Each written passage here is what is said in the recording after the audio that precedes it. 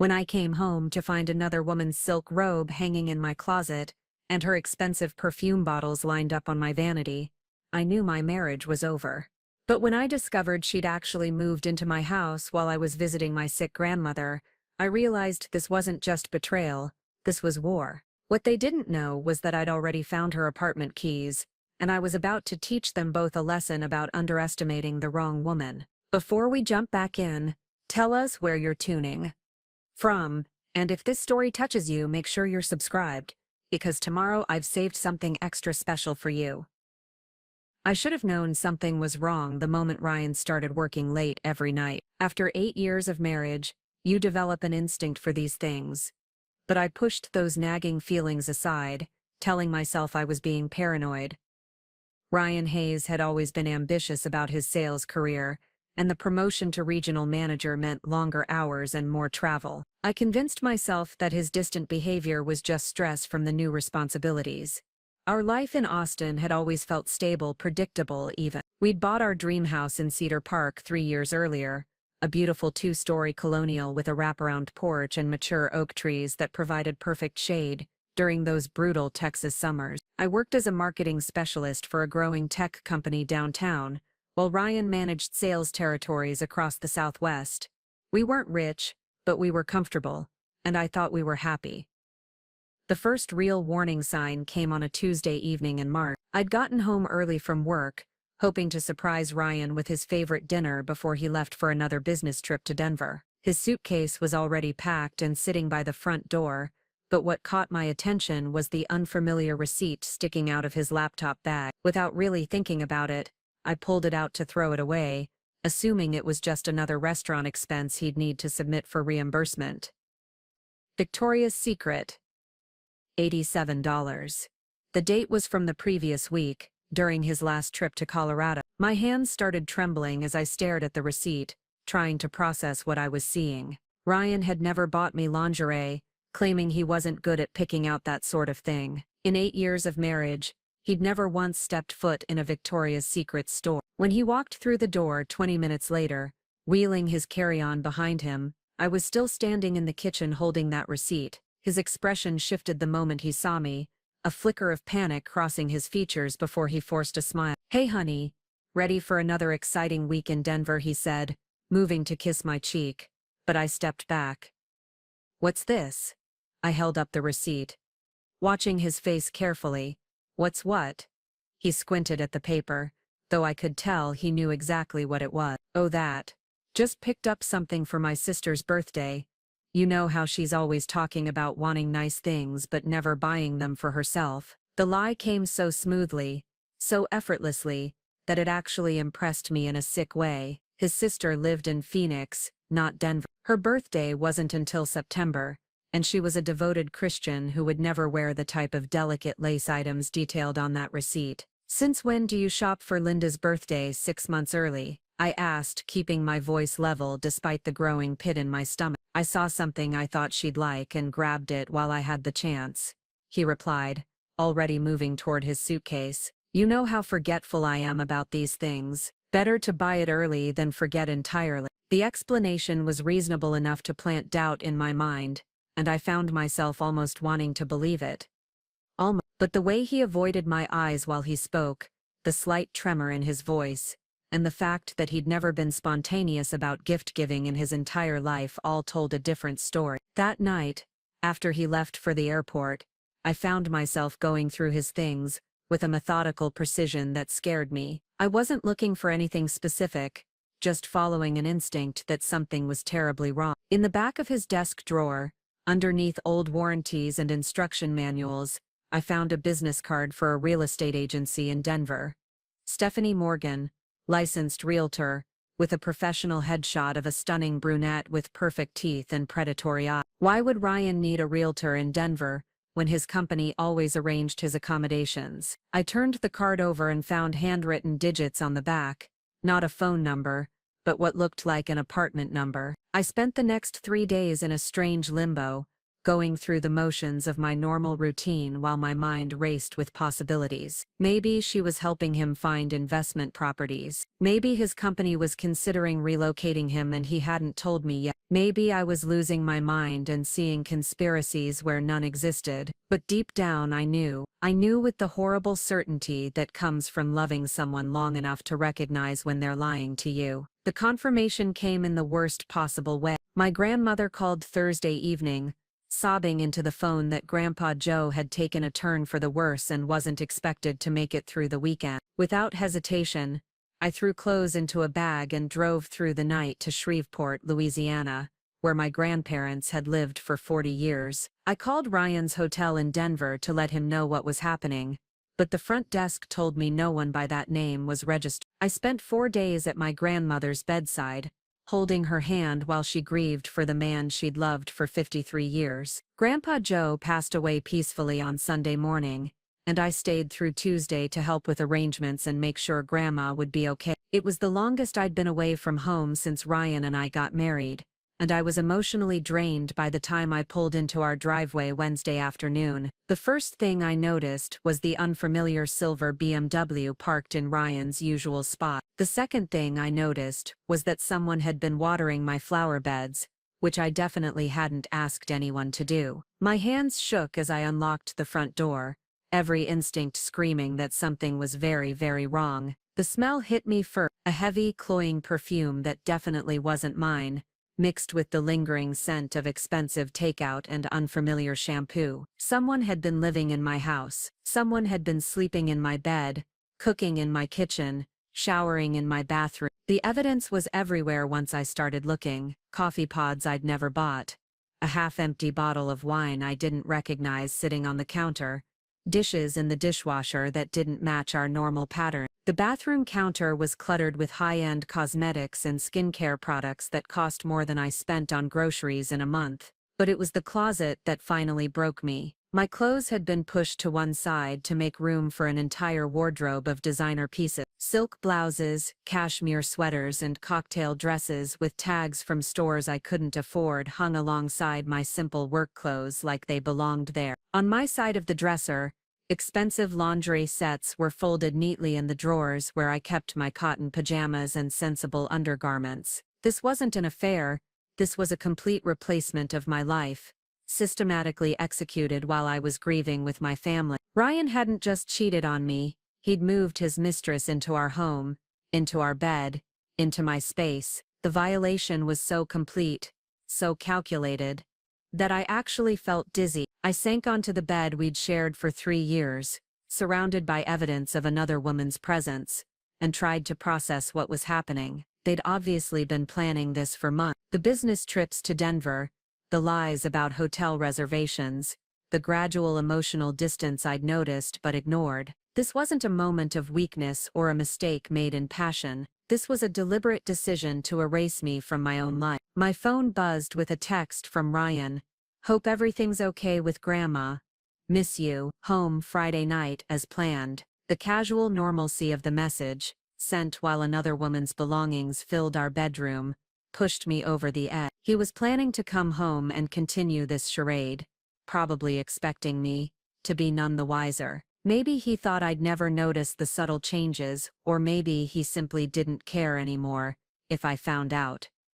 Either way, the disrespect was staggering. I stood up slowly, wiping away tears I didn't remember shedding, and walked to the kitchen where I'd left that business card 4 days earlier. Stephanie Morgan, licensed realtor. The woman who'd invaded my home, slept in my bed, and apparently thought she could just move into my life without consequences. I pulled out my laptop and started researching everything I could find about Miss Stephanie Morgan. Her real estate website featured the same predatory smile from the business card, along with glowing testimonials about her aggressive negotiation tactics and commitment to getting her clients exactly what they wanted. Her social media profiles showed a lifestyle of expensive restaurants, designer shopping trips, and luxury vacations, all funded by what appeared to be a very successful career, selling high-end properties in Denver's booming market. More importantly, her Instagram posts were tagged with locations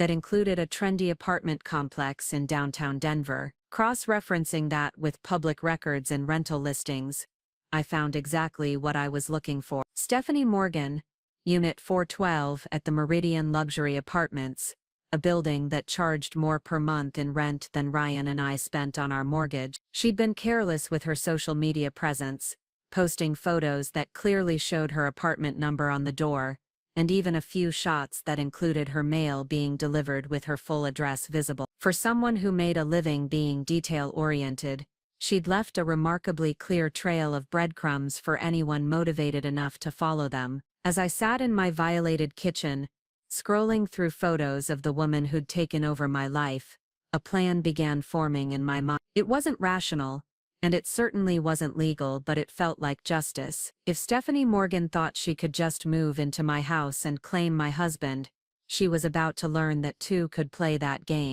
The spare key I'd found hidden in her makeup bag was still sitting on my bathroom counter, attached to a keychain with 412 embossed in gold lettering. She'd been confident enough in her position to leave it behind, probably planning to use it as needed. What she didn't realize was that she'd just handed me the tools for the perfect revenge. I spent the rest of Wednesday photographing everything she'd left behind, documenting the complete invasion of my space with methodical precision. The expensive clothes, the cosmetics, the lingerie, the personal items that proved she'd been living here for days, possibly weeks, evidence that would be useful later, though I wasn't yet sure exactly how. Thursday morning I called in sick to work and booked a flight to Denver. If Stephanie Morgan wanted to play house in my home, she was welcome to it, but she was going to discover that I could be just as ruthless as she was, and I had the advantage of being legitimately angry instead of merely greedy. The plane touched down at Denver International Airport at 2:47 p.m., and I took a taxi straight to the Meridian Luxury Apartments. The building was exactly as pretentious as I'd expected from the photos, all glass and steel with a doorman who looked like he'd stepped out of a men's fashion magazine. I walked through the lobby like I belonged there, took the elevator to the 4th floor, and stood outside apartment 412 for a full 5 minutes, key in hand. This was my point of no return. Once I opened that door, I'd be committing to a course of action that would change everything. But as I thought about coming home to find another woman's perfume in my bathroom, and her lingerie in my drawers, the decision became easy. The key turned smoothly in the lock and I stepped into Stephanie Morgan's life with the same casual confidence she'd shown when she moved into mine. Her apartment was everything I'd expected from her social media posts: expensive, impeccably decorated, and completely soulless. It looked like a furniture showroom rather than a place where someone actually lived, all neutral colors, and designer pieces arranged for maximum visual impact. What struck me most was how temporary it all felt. There were no family photos, no personal mementos, no signs of deep roots or meaningful connections, just expensive things arranged in expensive ways. The lifestyle of someone who measured worth in dollars rather than relationship. It made sense that someone like this would see my marriage as just another acquisition, another upgrade to be pursued and obtained. I set my bag down in the entryway and pulled out my phone to send Ryan a text. Something's come up with work. Going to be staying in Denver for a few days to handle a client emergency. Don't wait up. Within minutes he responded, "That's crazy.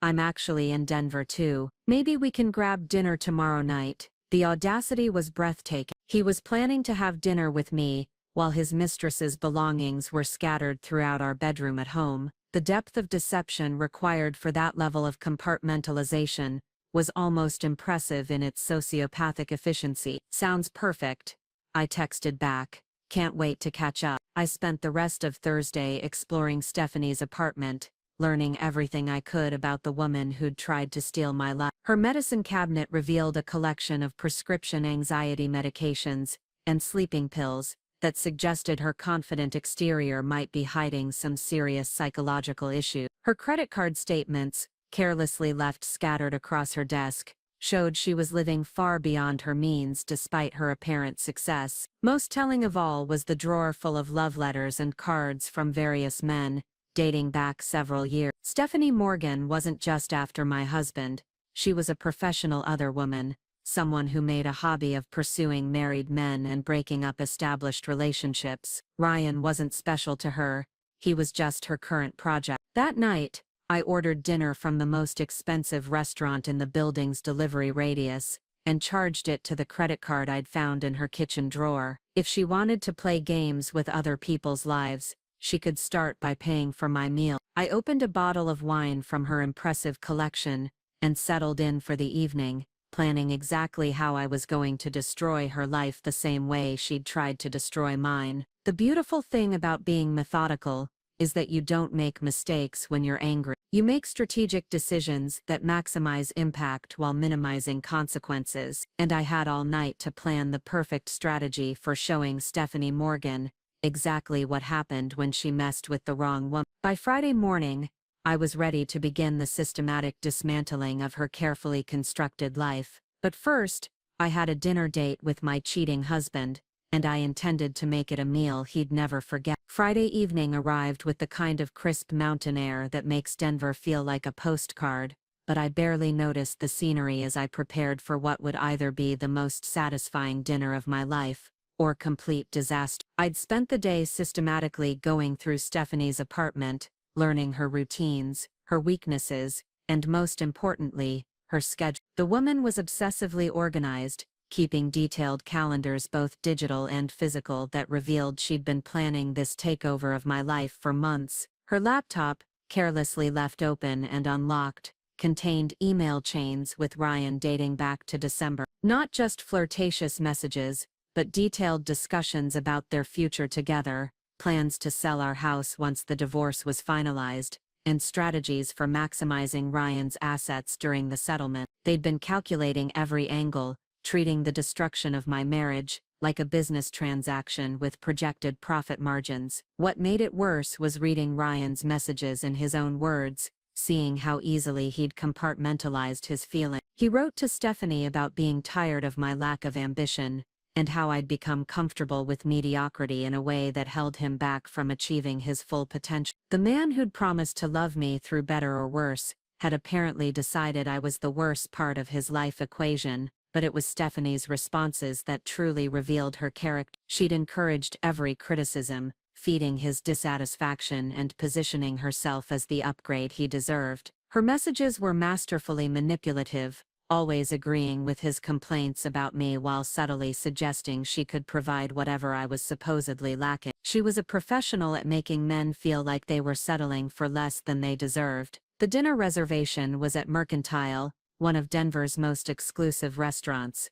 the kind of place that required bookings weeks in advance. Ryan had somehow managed to secure a table for two, probably using Stephanie's connections, since her real estate success apparently came with certain social privileges. I wondered if he'd planned to take me there or if this was meant to be another secret dinner with his mistress before I'd unexpectedly arrived in town. I spent an hour getting ready in Stephanie's bathroom, using her expensive cosmetics and styling my hair with her professional-grade tool. If I was going to confront my cheating husband, I wanted to look absolutely devastating while doing it. Her closet provided the perfect outfit, a black wrap dress that fit me perfectly despite our different body types, paired with shoes that cost more than my monthly car payment. The irony wasn't lost on me that I was getting ready for dinner with my husband, using another woman's belongings in another woman's apartment, while she was presumably still making herself comfortable in my house. The situation had moved so far beyond normal marital problems that it felt almost surreal, like I was living in someone else's drama rather than my own life. Ryan was already seated when I arrived at the restaurant, checking his phone with the distracted air of someone managing multiple conversations simultaneously. He looked up as the hostess led me to the table, and I watched his expression shift through several emotions before settling on forced enthusiasm. He stood to kiss my cheek and I caught a whiff of unfamiliar cologne, another small detail that confirmed how thoroughly he'd transformed himself for his new relationship. "Victoria, you look incredible," he said, and I could hear the genuine surprise in his voice. "That dress is stunning. Is it new?" "Something I picked up today," I replied smoothly, taking my seat and accepting the wine menu from our server. "You know how I like to shop when I'm stressed about work." We ordered drinks and made small talk about the restaurant, the city, anything except the obvious questions hanging between us. Ryan seemed nervous, constantly glancing at his phone and making comments about how crazy it was that we'd both ended up in Denver at the same time. His performance was almost convincing. If you didn't know, he was lying about literally everything. "So tell me about this client emergency," he said after our appetizers arrived. "Must be pretty serious to bring you all the way out here on such short notice." I took a sip of wine, buying myself time to craft the perfect response. "Actually, Ryan, I think we should talk about why you're really here, and more importantly, why your girlfriend's belongings are currently spread throughout our bedroom at home." The color drained from his face so quickly I thought he might actually faint. His fork clattered against his plate, and he looked around the restaurant as if checking for escape routes. When he finally met my eyes again, I saw something I'd never seen before: genuine fear. "Victoria, I don't know what you think you know, but I know that Stephanie Morgan has been living in our house while I was dealing with my grandfather's death," I interrupted, keeping my voice level despite the fury building in my chest. "I know that you've been lying about your business trips for months. I know that you've been planning to divorce me while pretending everything was fine, and I know exactly what kind of person you really are." Ryan's mouth opened and closed several times without producing any sound. Finally he managed to whisper, "How did you find out? Does it matter? The question is what happens next." I leaned back in my chair, studying his face as he processed the fact that his careful deception had crumbled. "Did you really think I wouldn't notice that another woman had moved into my house, or were you just hoping I'd be too devastated to fight back?" "It's not what you think," he said weakly, the standard response of every cheater who'd been caught. "Stephanie and we didn't plan for this to happen. It just evolved naturally, and we realized we had something special." The casual way he said her name, like I should already be familiar with her as a legitimate part of his life, made my stomach turn. "How long, Ryan? How long have you been planning to replace me?" "It's not about replacing anyone.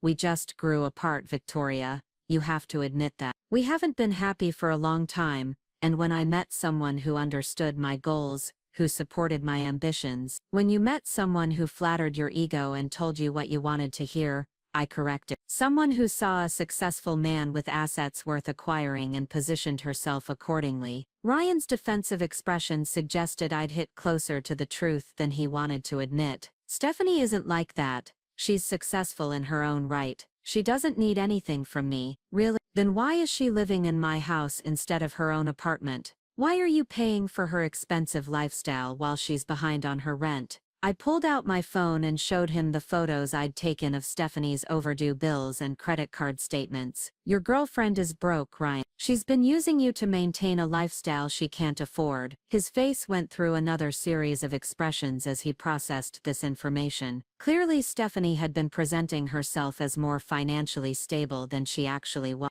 Preparing and narrating this story took us a lot of time, so if you are enjoying it, subscribe to our channel. It means a lot to us. Now back to the story.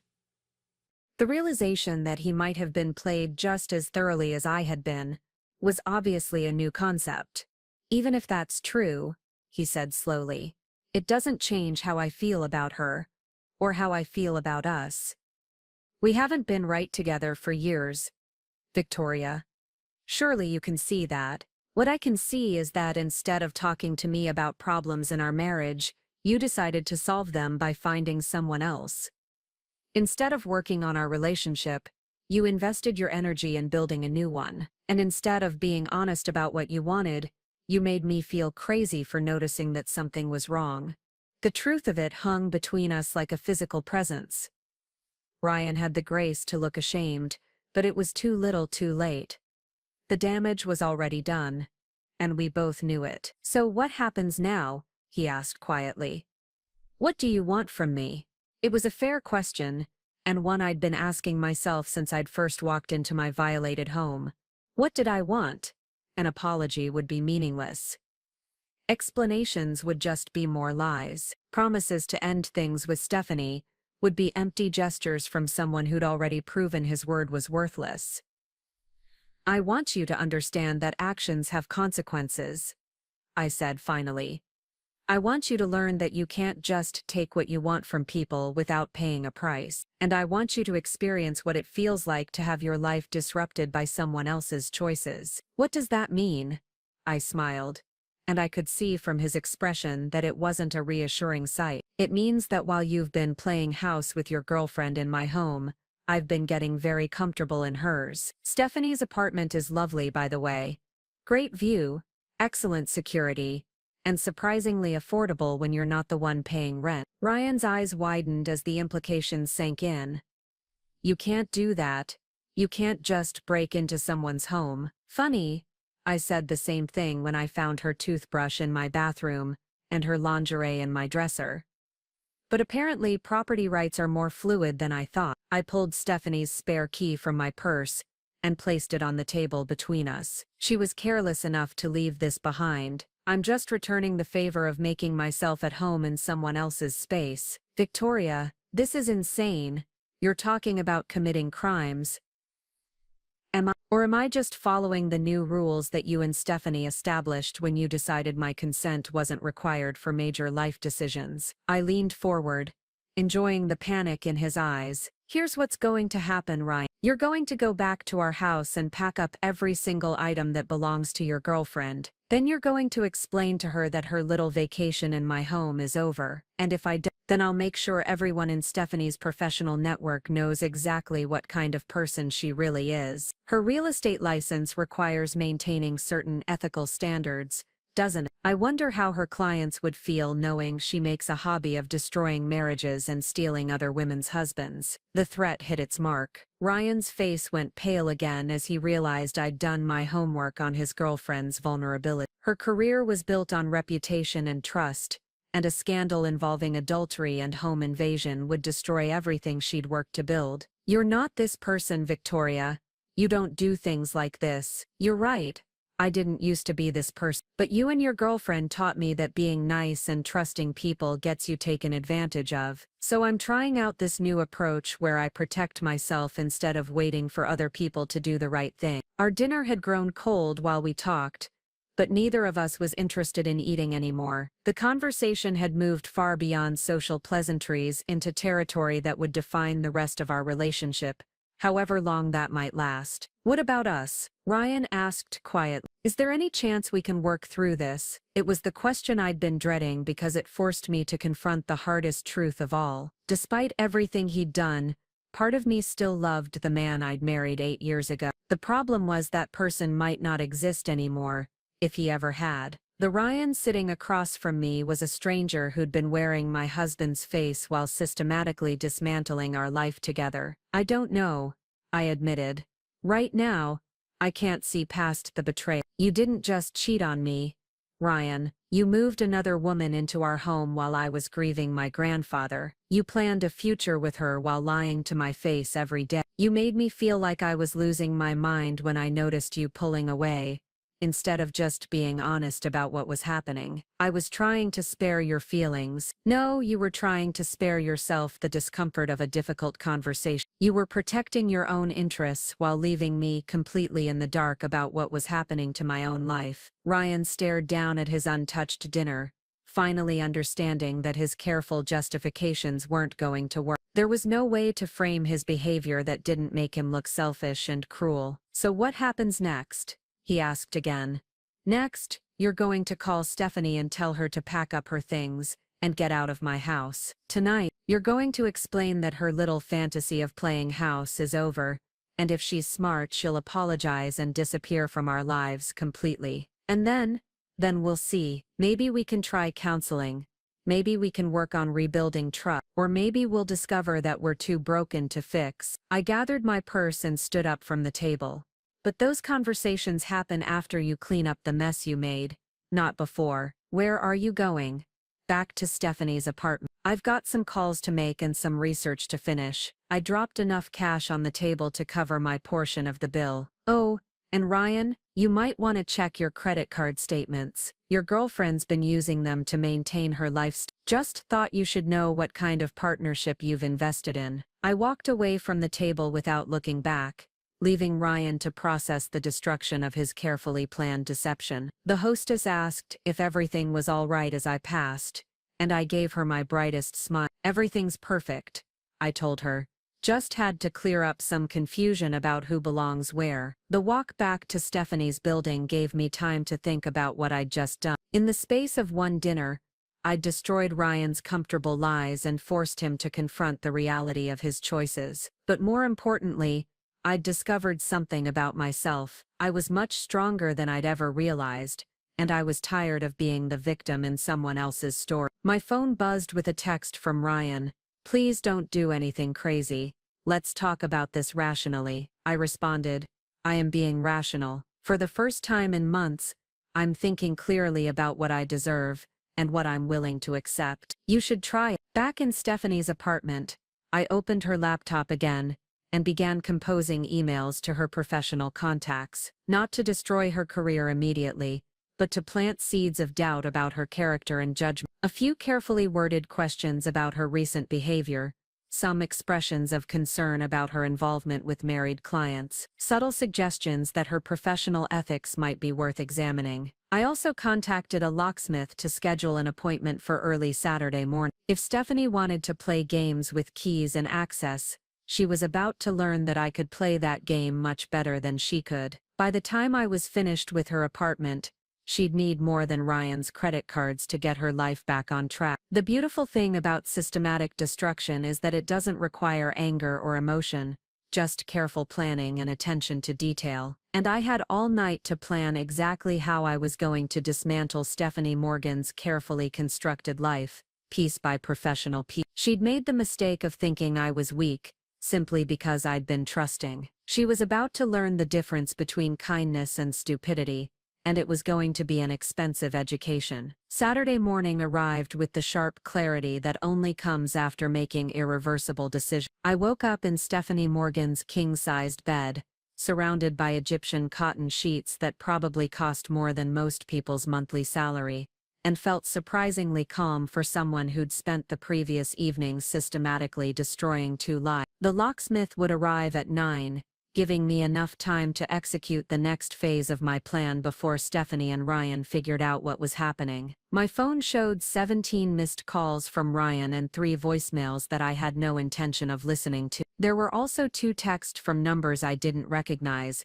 which likely meant Stephanie had gotten my information from Ryan and was trying to reach me directly. I turned the phone to silent mode and focused on the task at hand. The locksmith arrived precisely on time, a weathered man in his 50s, who'd clearly seen enough domestic drama to avoid asking unnecessary questions. I explained that I needed the locks changed because my roommate had moved out unexpectedly and failed to return her key. He nodded with the practiced indifference of someone who understood that half his calls involved relationship complications. "Standard deadbolt and door handle?" he asked, examining the existing hardware. "Actually, let's upgrade to something more secure. The building has had some break-in attempts recently." The lie came surprisingly easily, another small sign of how thoroughly this situation had changed me. Something that requires a keycard might be overkill, but definitely something that can't be picked or bumped. He recommended a high-security lock system that would cost triple the standard price, but money wasn't really a consideration when I was using Stephanie's emergency credit card to pay for it. If she wanted to play games with other people's homes, she could fund the security improvements to her own. While he worked, I continued my methodical exploration of Stephanie's life. Her home office revealed the most interesting discoveries, particularly a filing system that contained detailed information about several married men she'd apparently been targeting simultaneously. Ryan wasn't her only project. He was just the one who'd proven most susceptible to her particular brand of manipulation. The files were organized with the efficiency of someone running a business, complete with financial assessments, relationship status reports, and strategic notes about each target's vulnerability. One folder contained information about a pharmaceutical executive in Phoenix, whose wife was battling cancer. Another detailed the marriage troubles of a tech entrepreneur in San Francisco, who was going through a midlife crisis. Stephanie Morgan wasn't just a homewrecker, she was a professional predator, who'd turned destroying marriages into a calculated income stream. The most disturbing file was labeled Austin Project and contained everything she'd gathered about Ryan and me over the past 6 months. Photos of our house, copies of property records, information about Ryan's salary and our mortgage payments, even details about my work schedule and travel patterns. She'd been conducting surveillance on us like we were subjects in an experiment rather than real people with real lives. Her notes revealed the depth of her planning. She'd identified me as the weak link who could be easily displaced once Ryan's dissatisfaction reached critical mass. Her strategy involved gradually undermining his respect for me, while positioning herself as the superior alternative in every category that mattered to his ego: professional success, physical attractiveness, social connections, lifestyle ambitions. She'd crafted herself to be everything she calculated I wasn't. What made it worse was how well her plan had worked. Reading Ryan's responses to her carefully orchestrated seduction was like watching someone I'd loved for 8 years transform into a stranger. She'd fed his insecurities and inflated his ego until he genuinely believed he deserved better than what he had. The psychological manipulation was so subtle and systematic that I almost admired her skill even as I despised her for using it. The locksmith finished his work and handed me 2 sets of keys along with the electronic fob that operated the new security system. Should take about 10 minutes for the old keys to stop working, he explained. Anyone trying to use them after that will trigger the alarm system. Perfect timing since my phone was lighting up with increasingly frantic calls from both Ryan and the mystery number. I waited exactly 11 minutes, then sent a group text to all the numbers that had been trying to reach me. Locks have been changed, property has been secured. Any attempts at unauthorized entry will result in criminal charges. The responses were immediate and explosive. Ryan called within 30 seconds, his voice tight with panic when I finally answered. "Victoria, what the hell are you doing? You can't just change someone else's locks. That's breaking and entering. Destruction of property, I don't know what else." Interesting perspective from someone whose girlfriend has been squatting in my house for weeks, I replied calmly. "Did you get her belongings packed up like I asked?" "She's not there. She flew back to Denver this morning when I told her what happened. But Victoria, this has gone too far. You're going to get yourself arrested. Only if someone files a complaint, and since Stephanie would have to explain why she had keys to my house in the first place, I doubt she'll be involving law enforcement anytime soon. What do you want? Money?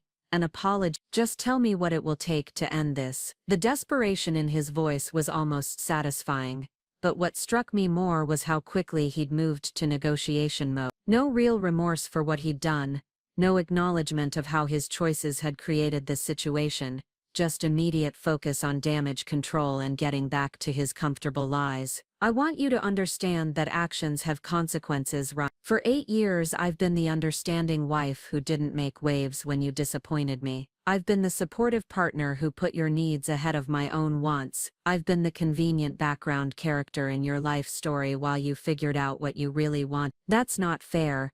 You make it sound like I never cared about you. Maybe you did care, in your own way. But you cared more about yourself. You cared more about what Stephanie could do for your ego than what I'd already done for your life. And when you got tired of being married to me, you decided to replace me instead of working on our problems." The line went quiet for so long I thought he might have hung up. When he finally spoke, his voice was smaller, less certain than before. "So what happens now? Are we getting divorced?" It was a reasonable question, and one I'd been avoiding thinking about seriously. The legal logistics of ending an 8-year marriage were complicated enough, without adding charges of adultery, home invasion, and financial infidelity to the mix. But the emotional logistics were even more complex. "I don't know," I admitted.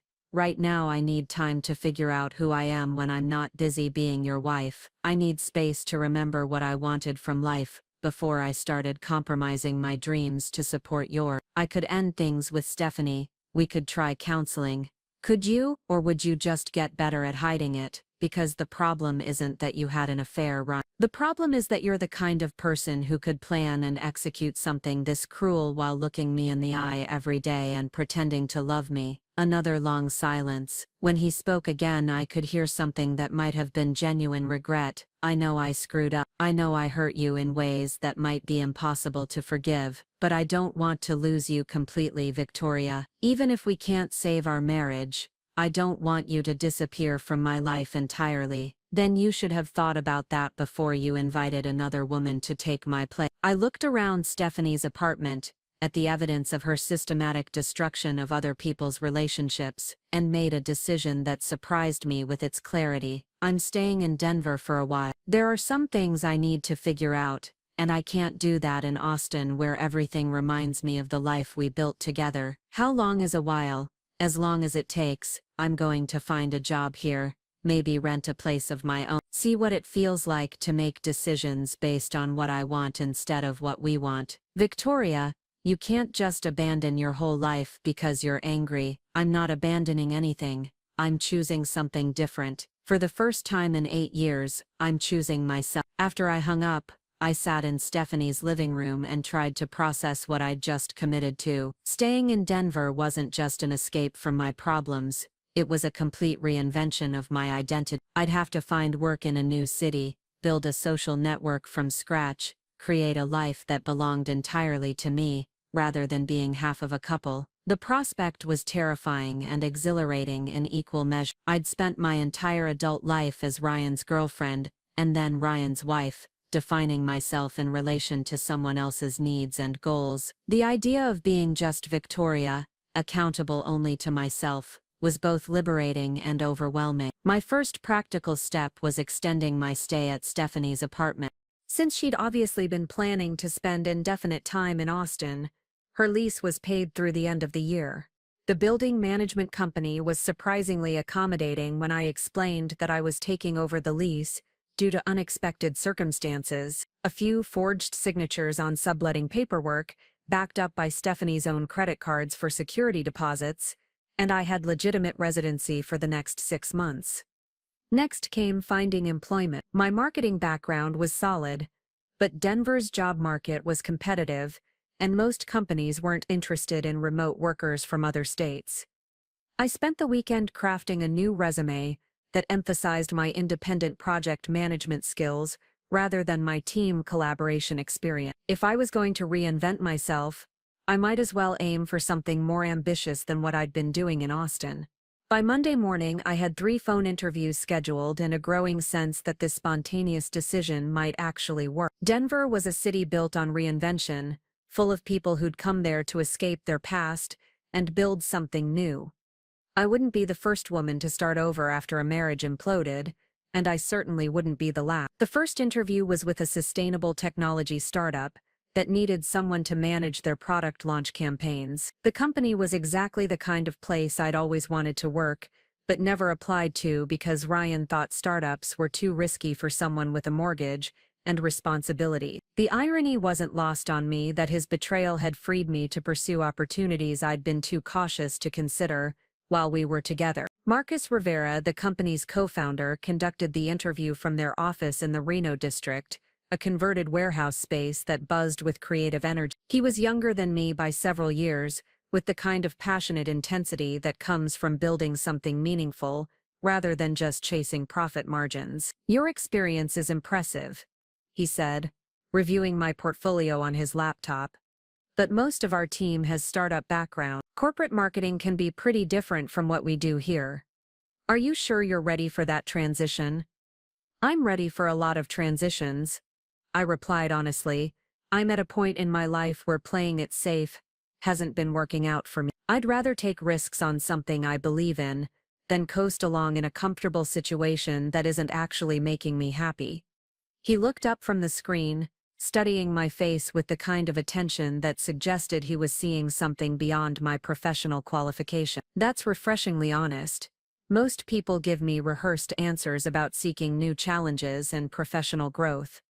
I could give you those answers too, but the truth is simpler. I'm starting over in a lot of ways, and I want my work to be part of building something better, rather than just maintaining something acceptable. The conversation shifted from formal interview questions to genuine discussion about the company's mission, their approach to sustainable technology, and the kind of marketing strategies that would resonate with environmentally conscious consumers. Marcus had the rare ability to make complex technical concepts accessible without being condescending, and I found myself genuinely excited about the prospect of working with him.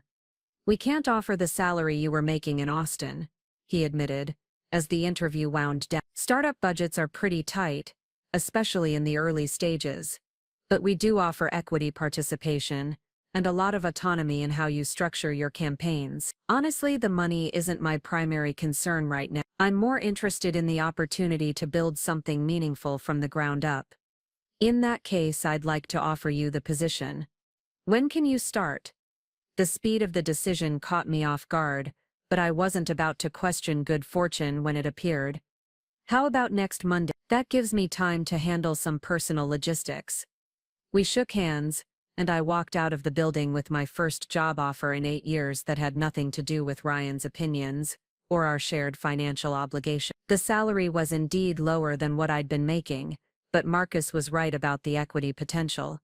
If the company succeeded, I could end up making more than I'd ever dreamed possible in corporate marketing. More importantly, I'd found work that aligned with my values rather than just paying the bill. The company's focus on environmental sustainability and social responsibility felt like a chance to contribute to something larger than myself, something that would matter regardless of what happened with my personal life. That evening, I called my best friend Claire in Austin to update her on my rapid life changes. Claire Thompson had been my voice of reason through every major decision of my adult life, including my marriage to Ryan, and I needed her perspective on what I was doing. "Let me make sure I understand this correctly," she said after I'd explained the situation. "You found out Ryan was cheating, discovered his girlfriend was living in your house, flew to Denver, changed the locks on her apartment, and now you've decided to move there permanently and start working for a company you'd never heard of a week ago." That's a fairly accurate summary. "Yeah, Victoria, I'm not saying you're wrong to be angry. What Ryan did was unforgivable. But don't you think you might be making some pretty major life decisions while you're still in crisis mode?" It was a fair question, and one I'd been asking myself since accepting Marcus's job offer. Was I running away from my problems, or running towards solutions? Was this brave reinvention, or elaborate avoidance? Maybe I am making decisions too quickly, I admitted. But Claire, I've spent 8 years making careful, responsible decisions that prioritized stability over everything else. I stayed in a safe job because Ryan thought entrepreneurship was too risky. I avoided travel opportunities because he needed consistency in his schedule. I put off having children because he wanted to be more financially secure first. Those weren't unreasonable concerns. No, they weren't, but they were his concerns, not mine. And look where all that careful planning got me. A cheating husband and a life that I'd shaped around someone else's priorities. Claire was quiet for a moment, probably recognizing the truth in what I was saying, even if she worried about my method. "So what's the plan? You're going to live in this woman's apartment indefinitely and build a new career in Denver." "The apartment situation is temporary. I'm looking at places of my own, something small but comfortable. And yes, I'm going to build a career here. For the first time in my adult life, I'm going to make decisions based on what I want, rather than what's practical or safe or acceptable to someone else." "And what about Ryan? Are you filing for divorce?" That was the question I'd been avoiding, partly because the legal complications felt overwhelming and partly because making it official would mean accepting that 8 years of my life had been wasted on someone who'd never really valued what we had together. "I don't know. Right now I'm focused on building something new rather than tearing down something old. The divorce conversation can wait until I figure out who I am when I'm not defined by my relationship status. Just promise me you'll be careful, Claire. I know you're angry, and you have every right to be, but don't let that anger make you reckless with your future. I promise." "But Claire, I also need you to understand that careful hasn't been working for me. Maybe it's time to try something different." After we hung up, I sat on Stephanie's couch and thought about what Claire had said. Was I being reckless? Probably. Was I making decisions too quickly? almost certain, but for the first time in years, I felt like I was moving towards something I actually wanted, rather than just accepting what I thought I deserved. The next morning, I started apartment hunting in earnest. Denver's rental market was competitive, but I had advantages that most applicants lacked: excellent credit, stable employment starting Monday, and the financial flexibility that came from having access to credit cards that weren't technically mine. I found a perfect one-bedroom loft in the Highland neighborhood, close enough to walk to work but far enough from downtown to feel residential. The space was small but beautifully designed, with exposed brick walls and huge windows that flooded the room with natural light. Most importantly, it felt like a fresh start rather than a compromise. The landlord, Diana Foster, was a woman in her 40s, who'd clearly built her real estate business on reading people accurately. She asked thoughtful questions about my work situation and my reasons for moving to Denver, listening to my carefully edited explanation, with the kind of attention that suggested she understood there was more to the story. "You know," she said as we finished the paperwork, "I see a lot of people starting over in this city. Some are running away from problems, and some are running toward opportunities. The successful ones are usually the latter. Which one do you think I am? Based on how you've handled this process, I'd say you're someone who's done being passive about your own life. That's usually a good sign." She was right, though she probably didn't realize how accurately she'd read the situation. For 8 years, I'd been reactive rather than proactive, responding to Ryan's needs and adjustments rather than setting my own direction. Moving to Denver, taking the job with Marcus's company, even changing Stephanie's locks, these were the first truly autonomous decisions I'd made since college. As I signed the lease agreement, I felt something shift inside me, a sense of ownership over my choices that I hadn't experienced in years. This apartment would be mine, furnished with things I chose, decorated according to my taste, filled with the life I built rather than the life I'd inherited through marriage. That weekend, I went furniture shopping with the kind of enthusiasm I hadn't felt since I was 22 and setting up my first apartment after graduation. Everything I chose was deliberate, selected because I loved it rather than because it matched existing pieces or fit someone else's aesthetic preferences. For the first time in almost a decade, I was building something that belonged entirely to me. And while the circumstances that had led to this freedom were painful and complicated, the freedom itself was intoxicating. By Sunday evening, I had the keys to my new apartment, a starting date for my new job, and the beginning of what felt like a completely new identity. Victoria Hayes, the accommodating wife who'd lost herself in someone else's priorities, was being replaced by someone stronger, more independent, and infinitely more interesting. I still didn't know whether Ryan and I would eventually divorce, or if there was any possibility of rebuilding what we'd had, but for the first time since I'd discovered his betrayal, that uncertainty didn't terrify me. Whatever happened with my marriage, I was finally building a life that could stand on its own, and that felt like the most important victory of all. Working for Marcus Rivera's company turned out to be everything I'd hoped for, and nothing like what I'd expected. Sustainable Solutions operated out of a converted warehouse in the River North Art District, where the walls were covered with prototypes of solar-powered water purification systems, and the conference rooms were named after renewable energy pioneers. The environment was chaotic in the best possible way, filled with engineers who got genuinely excited about reducing carbon footprints and marketing challenges that actually matter. My first week involved learning a completely new vocabulary of environmental impact assessments and sustainability metrics, but Marcus was patient with my transition from corporate speak to startup innovation. He had a gift for explaining complex concepts without making me feel stupid for asking questions, and I found myself staying late not because I had to, but because I was genuinely fascinated by what we were building. The company's flagship product was a water filtration system designed for communities without reliable access to clean drinking water. Traditional marketing would have focused on technical specifications and cost comparisons, but Marcus wanted something different. He wanted campaigns that told stories about real people whose lives would be changed by having access to clean water for the first time. "Numbers don't make people care," he explained during my second week as we reviewed preliminary campaign concepts, "but stories do. If we can help people understand the human impact of what we're doing, the business case becomes secondary. It was exactly the kind of meaningful work I'd always imagined doing but never thought was practical. In Austin, I'd spent years creating campaigns for products I didn't believe in, services that existed primarily to generate profit rather than solve problems. Here,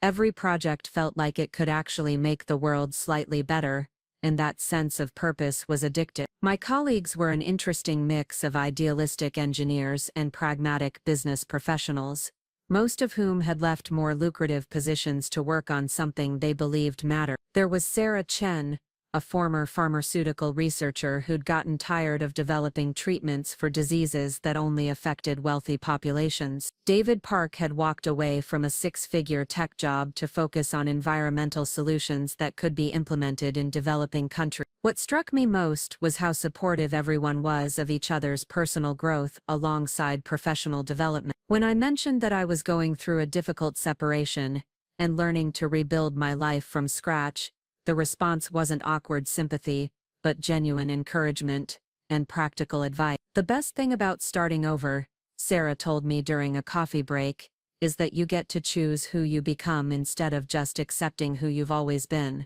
I was miserable for years before I finally admitted that money wasn't worth hating my work. It was the kind of wisdom that only comes from people who've made similar leaps of faith, and I found myself gravitating toward colleagues who understood that professional reinvention often goes hand in hand with personal transformation. Marcus turned out to be more than just an inspiring boss. He became a mentor who challenged me to think bigger about what I could accomplish. When I suggested a modest digital marketing campaign for our water filtration launch, he pushed me to consider multimedia storytelling that would include documentary-style videos and community partnerships. "You have instincts for this kind of work," he said after I'd presented a comprehensive campaign strategy that went far beyond anything I'd ever attempted. "Don't limit yourself to what you think is safe or conventional. The best marketing tells truths that people need to hear." By my third month, I was leading campaigns that were getting attention from industry publications and environmental advocacy groups. The work was challenging in ways that corporate marketing had never been, requiring me to understand not just consumer psychology, but also social impact assessment and sustainable business practices. More importantly, I was discovering capabilities I'd never known I possessed. The Victoria who'd been Ryan's accommodating wife would never have had the confidence to propose a partnership with National Geographic for documentary coverage of our water project. But this new version of myself, freed from the need to seek approval for every decision,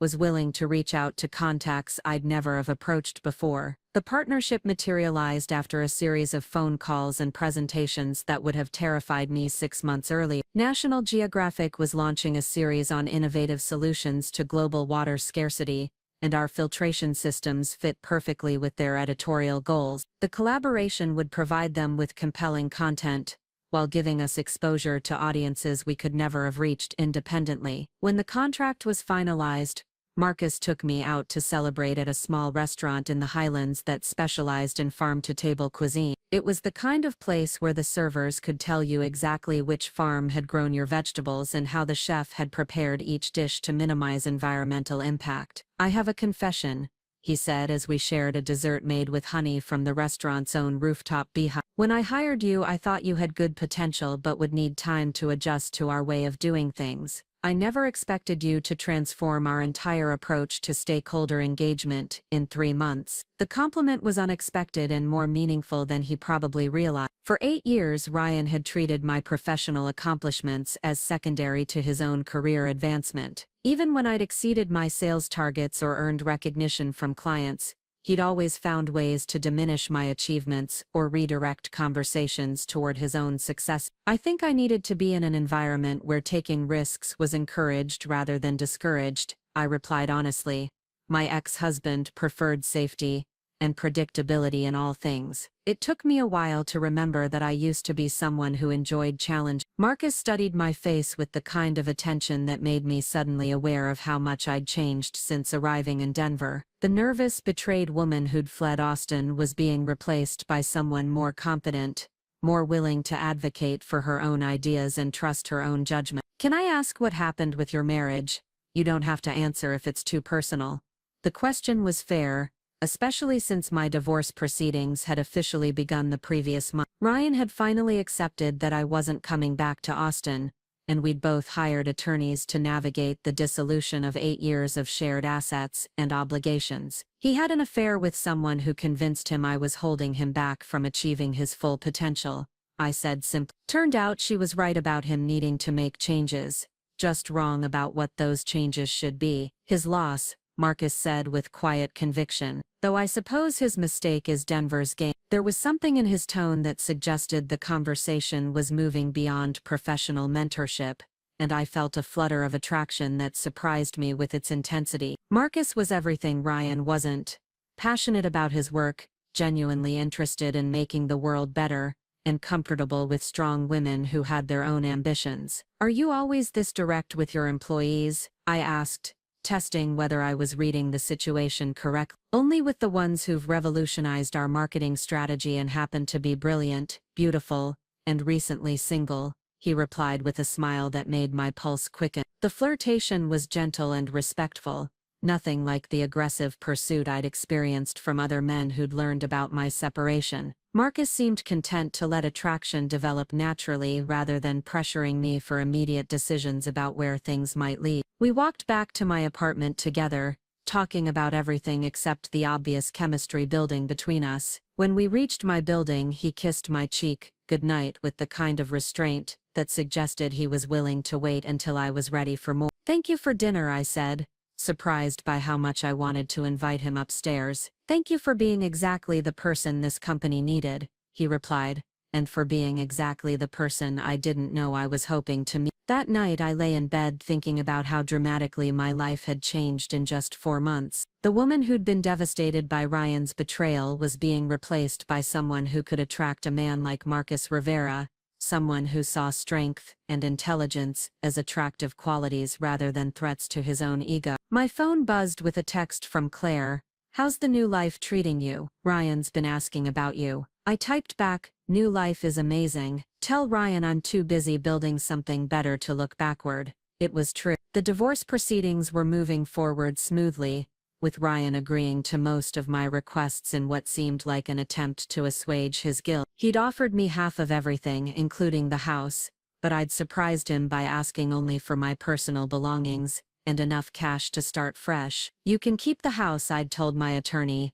"It was never really mine anyway." Every decision about that place was made to accommodate his preferences. I'd rather build something new than try to reclaim something that was never authentic to who I am. The decision had confused Ryan, who'd expected me to fight for assets and try to punish him financially. But I'd discovered that revenge was less satisfying than success, and I was more interested in moving forward than settling scores. By my 6th month at Sustainable Solutions, I'd been promoted to Director of Strategic Communications, with a salary that exceeded what I'd been making in Austin. More importantly, I was doing work that felt meaningful and aligned with values I'd forgotten I possessed during my years of corporate compromise. The National Geographic partnership had led to other media collaborations, and our water filtration project was getting attention from international development organizations. I'd built relationships with journalists, nonprofit leaders, and policymakers who were genuinely interested in the solutions we were developing. Marcus and I had begun dating officially after the company Christmas party,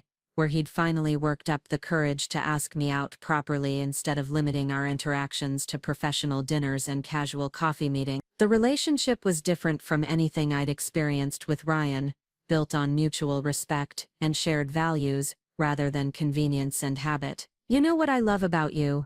Marcus said one evening as we cooked dinner together in my apartment. "You're not trying to be someone you think I want you to be.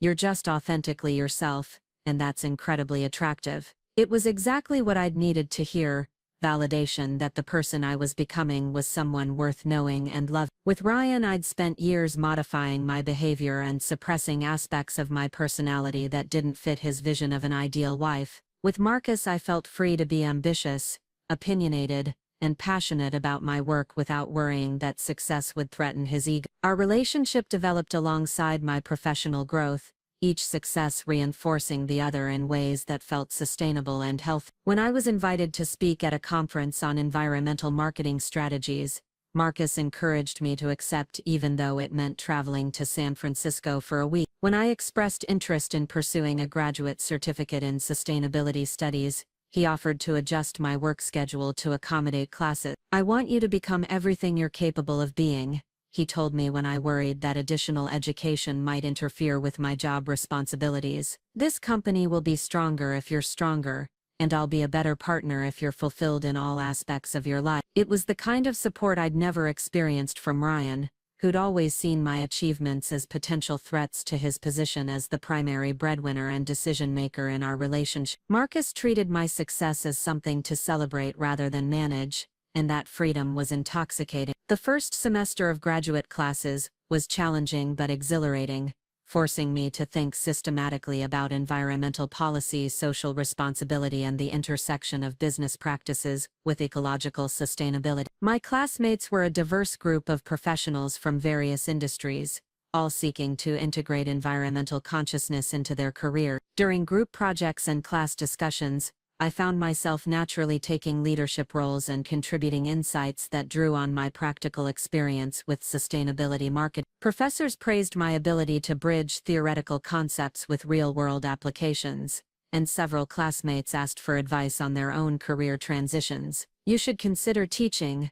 suggested Dr. Elena Rodriguez, who led the program. "You have a gift for making complex concepts accessible, and your industry experience would be valuable for students trying to understand how environmental theory translates to practical business applications." The suggestion planted a seed that began growing throughout my second semester. Teaching had always been something I'd thought about, but never seriously pursued. Partly because Ryan had dismissed academia as impractical and poorly compensated, but the idea of sharing knowledge and helping other professionals navigate career transitions similar to my own was genuinely appealing. Marcus was enthusiastic when I mentioned the possibility of eventually teaching part-time while continuing my work at Sustainable Solutions.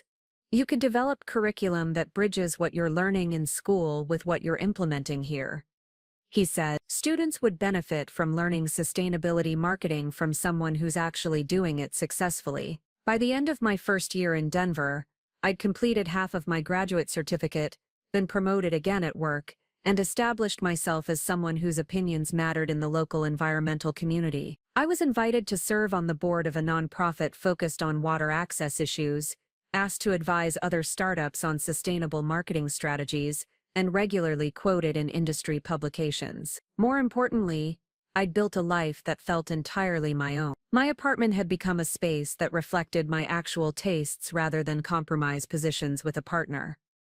My social circle consisted of people who shared my interests and values, rather than couples connected through Ryan's work relationship. My career was focused on making positive change, rather than just advancing up corporate hierarchies. The woman who'd been devastated by her husband's betrayal 18 months earlier had been replaced by someone stronger, more confident, and infinitely more interesting. I still felt sadness when I thought about the failure of my marriage, but it was overshadowed by excitement about everything I was building in its place. When Claire visited Denver for the first time, she was amazed by the transformation. "You seem like a completely different person," she said as I gave her a tour of my neighborhood and introduced her to my colleagues at a company happy hour. "Not just happier but more yourself, if that makes sense." It made perfect sense. For the first time in my adult life, I was living authentically according to my own values and priorities, rather than molding myself to fit someone else's expectation. The freedom was intoxicating, and the success that came from that authenticity felt sustainable in ways that my previous achievements never had. I think I needed to lose everything I thought I wanted in order to discover what I actually needed. I told Claire as we walked through the art district where Marcus and I had been looking at gallery spaces for a potential sustainability-focused exhibition. "So no regrets about leaving Austin, about the divorce?" "None at all.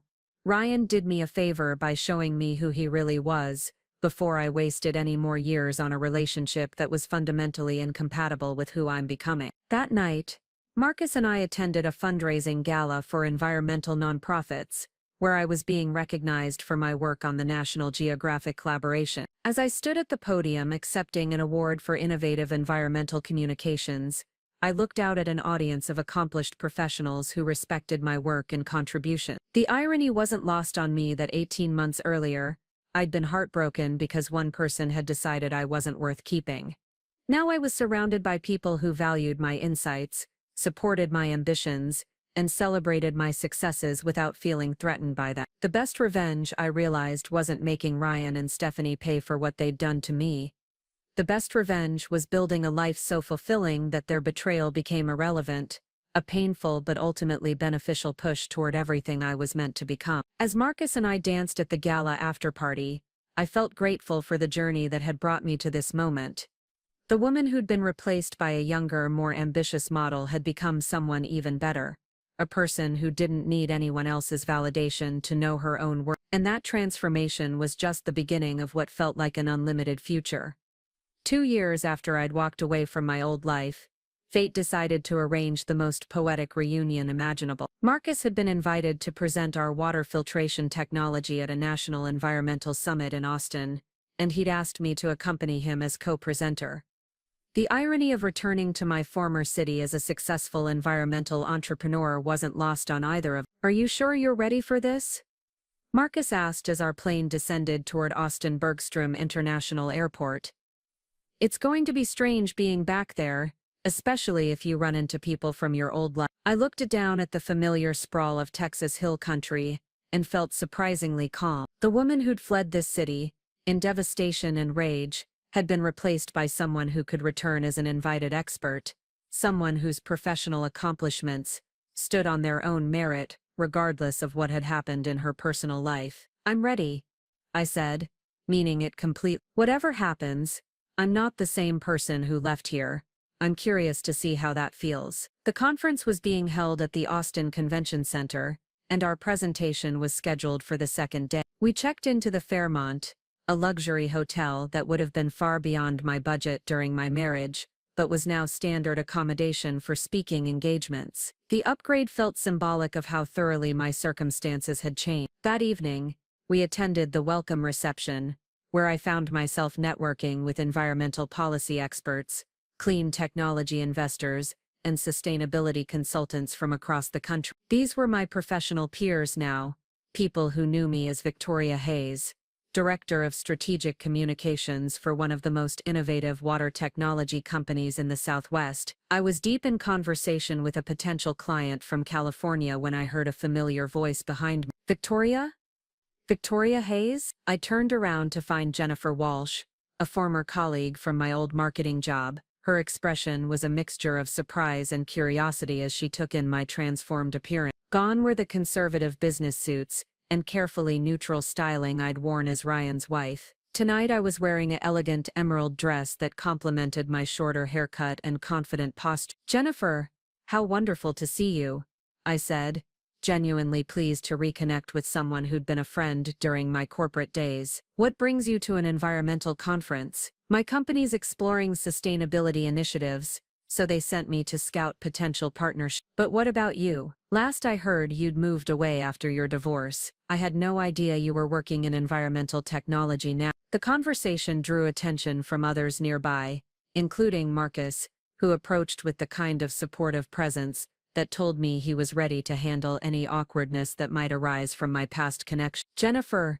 I'd like you to meet Marcus Rivera, my business partner and co-founder of Sustainable Solutions," I said, enjoying the way Jennifer's eyes widened at the word co-founder. "Marcus, Jennifer and I worked together at Davidson Marketing before I made my career transition." "Victoria's being modest," Marcus said, shaking Jennifer's hand warmly. "She's revolutionized how we approach environmental communications. The National Geographic partnership she developed has become a model for other companies in our sector." I watched Jennifer process this information, clearly trying to reconcile the confident professional in front of her with the accommodating wife she'd known during office happy hours and company picnics. Back then, I'd been Ryan's wife who works in marketing, always identified in relation to my husband's more prominent position. "That's incredible," Jennifer said. "I always thought you had more potential than you were using at Davidson." It's amazing to see you in this environment. We chatted for a few more minutes about my work and her company's sustainability goals before she excused herself to network with other potential partners. As she walked away,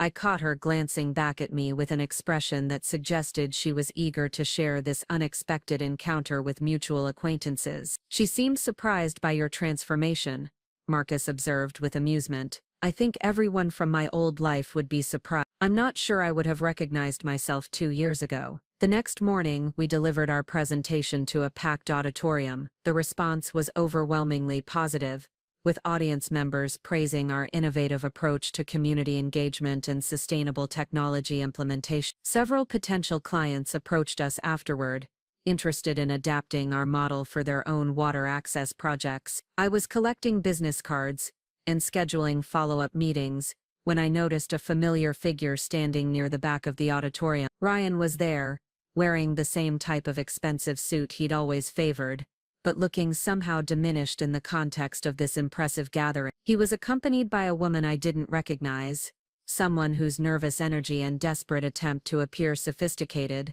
suggested she might be his latest romantic interest. Our eyes met across the room, and I saw him whisper something to his companion before making his way through the crowd toward me. Marcus noticed my change in attention and moved closer, ready to provide support if needed. "Victoria," Ryan said when he reached us, his voice carrying a mixture of admiration and uncertainty. "I saw your name on the speaker list and couldn't believe it. You were incredible up there."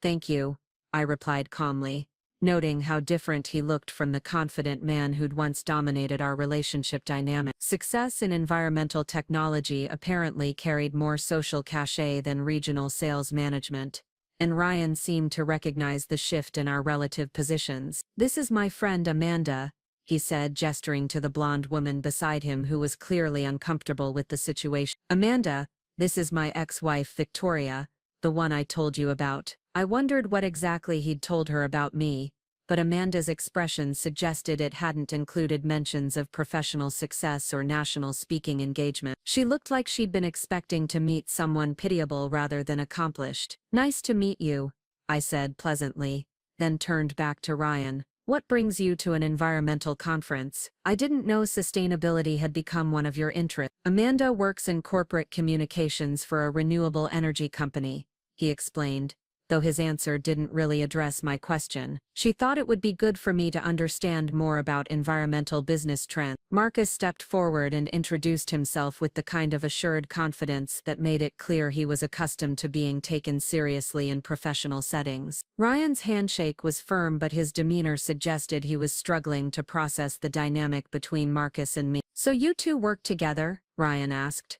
though his tone implied he suspected the relationship was more complex than professional collaboration. "We're business partners," Marcus replied smoothly. "Victoria co-founded our strategic communications division and has been instrumental in our company's growth over the past 2 years." I watched Ryan's face as he absorbed this information. The woman he'd discarded for being insufficiently ambitious had become a co-founder of a successful technology company. The wife he'd replaced with someone stronger and better was now being described as instrumental to a business that was attracting national attention. "That's wonderful," he said, though his expression suggested the news was anything but wonderful from his perspective. "I always knew you had potential. I'm glad you found the right opportunity to develop it." The condescending tone was subtle but unmistakable, the same patronizing attitude that had characterized his behavior throughout our marriage. But this time, instead of making me feel diminished, it simply confirmed how thoroughly I'd outgrown the relationship that had once defined my identity. "I found more than opportunity," I replied. "I found clarity about what I actually wanted from life and work." "Sometimes you need to lose what you think you want in order to discover what you actually need." Ryan's companion shifted uncomfortably, clearly sensing undercurrents she didn't understand. Marcus, meanwhile, was watching the interaction with the kind of analytical attention that suggested he was forming opinions about my ex-husband's character. "Well, I should let you get back to your networking," Ryan said, apparently recognizing that prolonging the conversation would only highlight how differently our lives had evolved. "It was great to see you doing so well." As they walked away, I heard Amanda asking Ryan questions in a voice that carried across the noise of the reception. "She's your ex-wife?" The one who left you? But she's so successful and confident. You said she. Her voice faded as they moved toward the exit. But the fragment I'd caught was revealing. Ryan had apparently described me to his new girlfriend in terms that bore no resemblance to the accomplished professional he'd just encountered. The narrative he'd constructed to justify his behavior was being challenged by the reality of who I'd become. Interesting reunion, Marcus commented with dry humor. He doesn't seem like someone who'd be attracted to strong, successful women. He wasn't, I replied. That's why our marriage ended.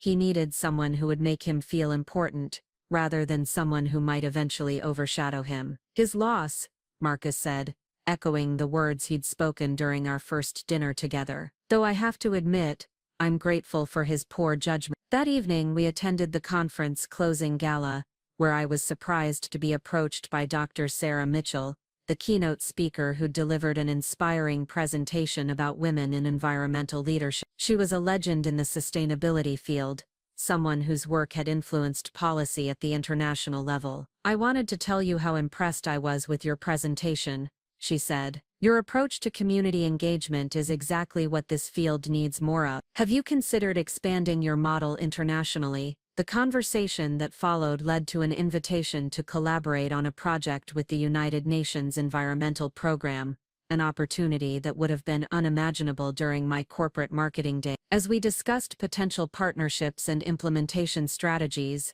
I realized that my professional reputation now extended far beyond anything I could have achieved while limiting myself to safe, conventional choices. Marcus and I were walking back to our hotel when my phone buzzed with a text from an unknown number. Saw you at the conference today, would love to buy you coffee and catch up if you have time tomorrow. Stephanie. The message was jarring, partly because I'd forgotten that Austin was still Stephanie Morgan's territory, and partly because the casual tone suggested she thought we could interact like normal acquaintances, rather than women whose lives had been entangled through betrayal and revenge. Everything okay? Marcus asked, noticing my expression. I showed him the message, watching as he processed the implications. The other woman, I explained. I guess she heard about my presentation and wants to meet. Are you going to respond? I considered the question seriously. 2 years ago, encountering Stephanie would have triggered rage, hurt, and a desire for confrontation. Now, I felt primarily curiosity about what she wanted, and confidence that whatever game she might be playing, I was no longer vulnerable to her manipulations. Yes, I decided. I think I am. We met the next morning at a coffee shop in South Austin, a trendy spot that seemed designed for difficult conversation. Stephanie arrived looking exactly as polished as her professional photos had suggested, but there was something brittle in her confidence that hadn't been apparent in her social media presence. Victoria, thank you for meeting me, she said, settling into the chair across from me with carefully practiced casualness. I have to say, I was shocked to see you presenting at the conference. Ryan never mentioned that you'd gone into environmental work. I'm sure there are a lot of things Ryan never mentioned, I replied evenly. But then, keeping information compartmentalized seems to be a specialty of his. Stephanie's smile faltered slightly at the reference to his deceptive behavior. I suppose we both learned that about him, didn't we? The admission was unexpected, suggesting that whatever relationship she'd built with Ryan hadn't survived the transition from exciting affair to mundane reality. I found myself genuinely curious about what had happened after I'd left Austin. Are you and Ryan still together? I asked direct. No, we ended things about a year ago, she said, her composed facade slipping enough to reveal genuine regret. Turns out that men who cheat on their wives aren't necessarily more faithful to their mistresses. The irony was so perfect, it was almost funny. Stephanie had destroyed my marriage to acquire a man who'd then treated her exactly as he'd treated me, with casual dishonesty and eventual replacement when someone more appealing came along. I'm sorry, I said, and meant it. Betrayal is painful regardless of the circumstance. That's actually why I wanted to talk to you, Stephanie continued, her professional mask dropping entirely. I owe you an apology. What I did was inexcusable, and I've spent the last year realizing how much damage I caused to your life. The apology was unexpected and seemed genuine, but I found that I no longer needed it. The woman sitting across from me looked tired and defeated, nothing like the confident predator who'd systematically dismantled my marriage. Whatever satisfaction I might have found in her regret was overshadowed by gratitude for the journey her actions had inadvertently launched. "I appreciate you saying that," I told her, "but honestly I'm not sure I need an apology anymore. What you and Ryan did was terrible at the time, but it pushed me toward a life that's infinitely better than what I had before." Stephanie looked confused by my response, clearly expecting either anger or gracious forgiveness rather than indifference. "But I destroyed your marriage. I turned your life upside down." "You revealed the truth about my marriage,"